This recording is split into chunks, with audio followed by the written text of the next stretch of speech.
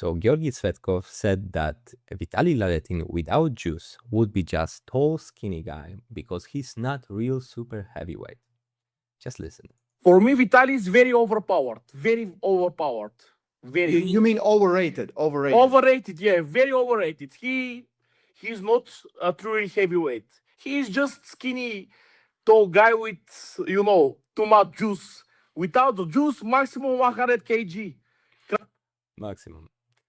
Okay, so I think that's pretty good starting point for our discussion about body weight in arm wrestling, because I think that we don't understand actually how much a person can weight in this sport without carrying unnecessary fat that will benefit you at I don't know what.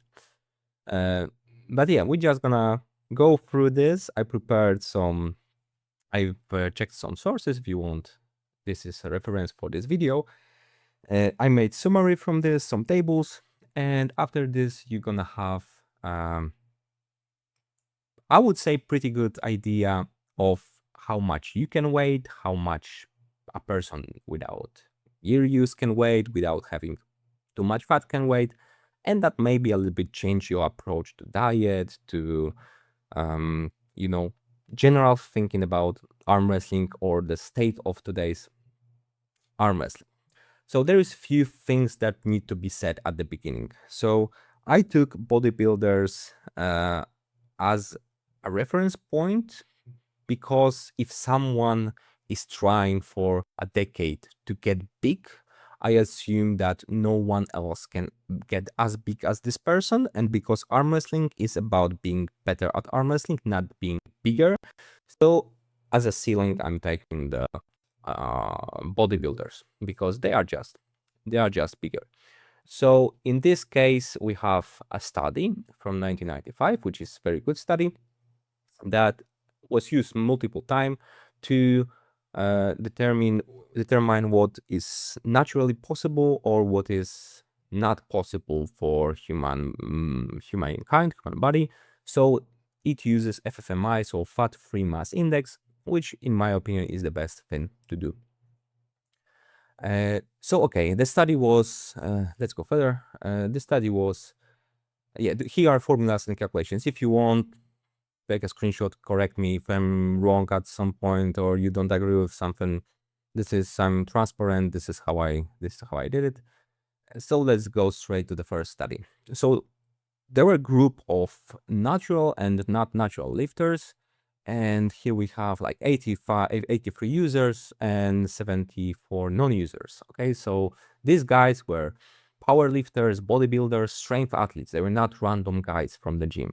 Okay, so average FFMI for non-weight user was 22, which is 21.8, which is pretty good. I mean, it's really good. And actually it overlays with the other studies or ideas you can have about how much muscle mass you can put in yourself, because this is roughly what you can get if you take if you go on YouTube and check natural natural influencers that are doing that for plus 5 years.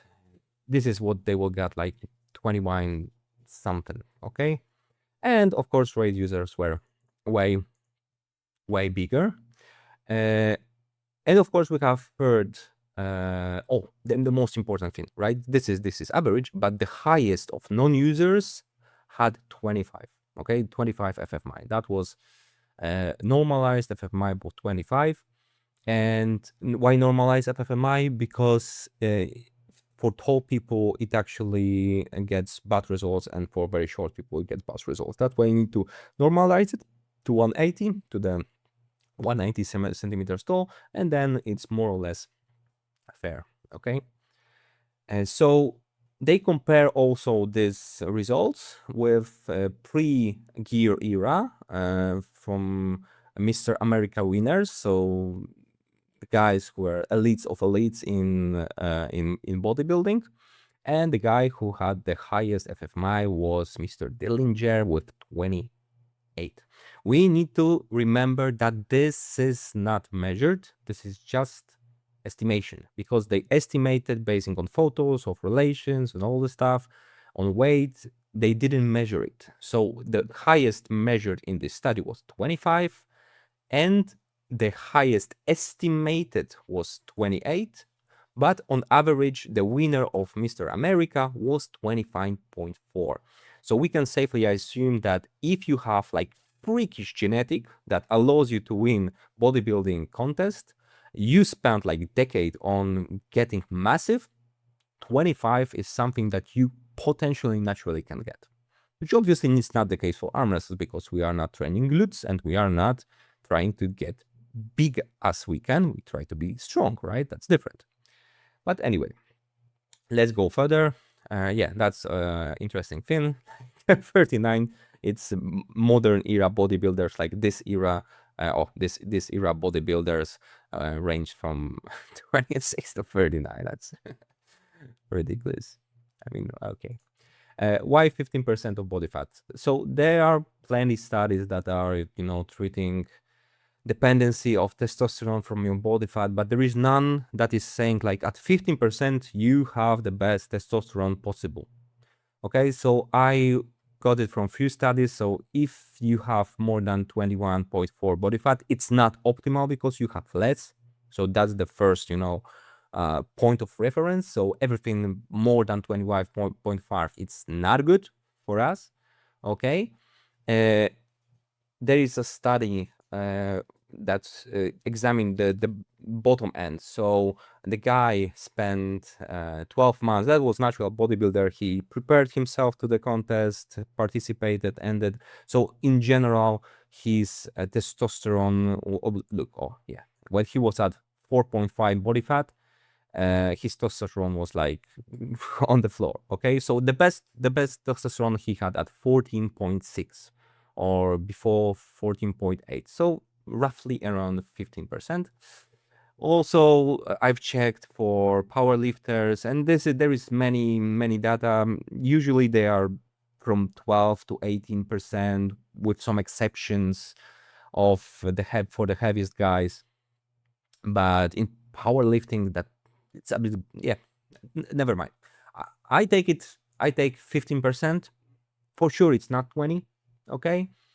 It's somewhere between 12 and 18. It may differ by the person, but it doesn't change the picture. So if it's 12 or 18 or even 20, it doesn't change the whole picture. That's why I took 15.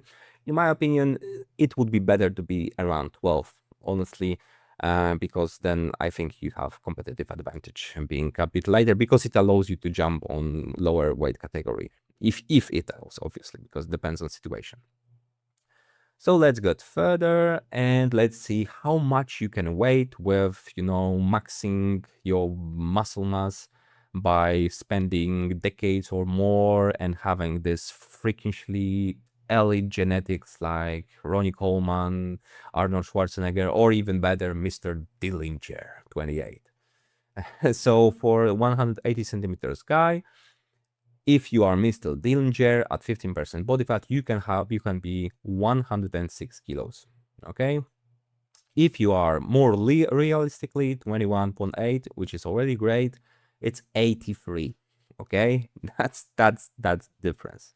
If you would like to win Mr. America, right? Not Mr. Olympia, in pre-roid era, you would have to bring at this body mass, at this body fat, you would have to be 90, 95, or something like that. And for our 200 centimeters monster is 131 centimeters, and for more realistic FFMI is 102. So that's not super heavyweight. Okay, so that's not super, even if 200 centimeters tall. But oh yeah, I'm sorry, I looked at raw, not normalized, and we should be looking at normalized. So at normalized, yeah, it's 108. So you have jumped one category. You are not 105. Still not super heavy. Okay, so this is when things are getting interesting, but obviously we are not. It is interesting, but not very useful for us because we are not bodybuilders. So here is how much muscle mass, skeletal muscles, are in which part of the body. And there, things start to get interesting because legs and glutes, which are known from being very important for arm wrestling, are 55%.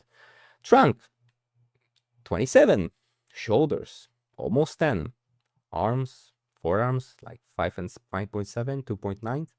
As you see, those who are interesting for us, so here and a little bit here, that's not even half. That's not even a third. It's very, very little percentage of whole muscle mass you carry.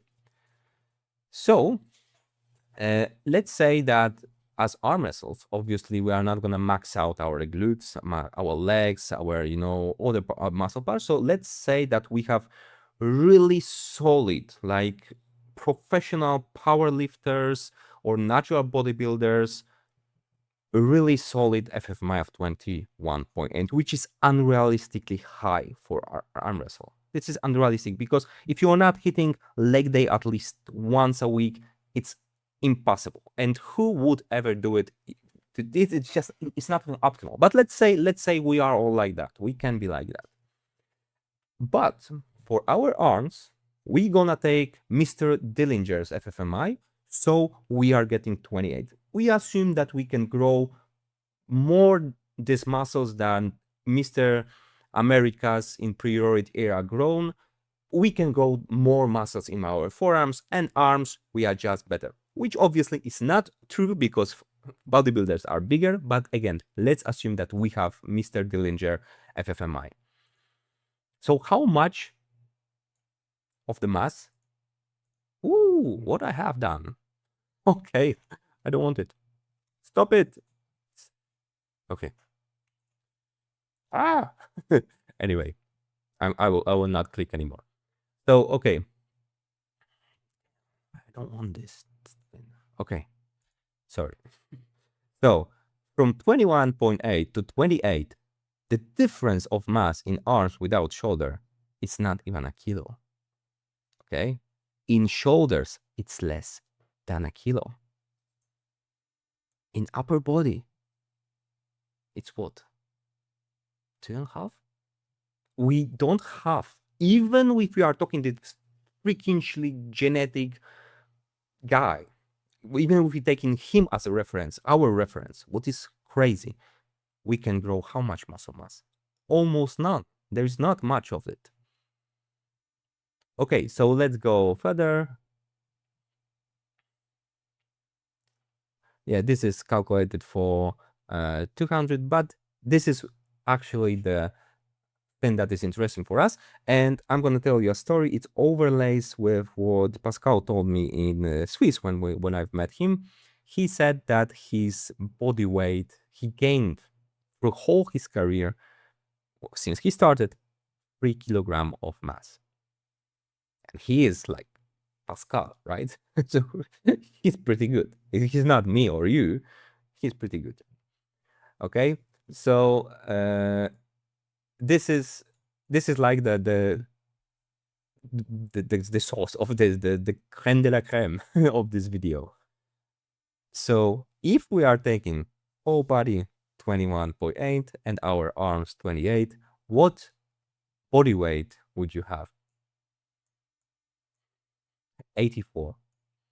84. And for 200 centimeters tall guy, it's gonna be 109 kilo, which, as I said, is crazy. And no one's gonna reach this. But let's assume we can, because we do our glutes and legs, and we have FFMI of natural bodybuilders, plus our forearms. So even someone with 200 centimeters height, like Vitaly, wouldn't be super heavyweight. And Georgi was right. He's just a tall, skinny guy without juice. The problem is all of them are tall, skinny guys without juice. If you not carry excessive amount of fat, Georgi, then that's it. It's just human being is not that huge. That's why those categories looks like that actually. And we are having anomalies in this sport, but they are anomalies, and probably now you know what to think about that, and you can place yourself better in this world. So yes, I'm gonna give you once again sources if you want to check or everything. But I think this video was pretty needed to give especially starting people idea, because in my opinion, I'm gonna touch this subject later about diet. We're gonna talk about diet design for arm wrestling because it's a little bit different than for bodybuilding and so on. But you see, like, bulking like a pig, it's not gonna give you probably any advantage. But anyway, you take whatever you want from this video. I wanted to share you, and I think it's with you, and I think it's good as a moment after Georgi statement, and that's it. Bye.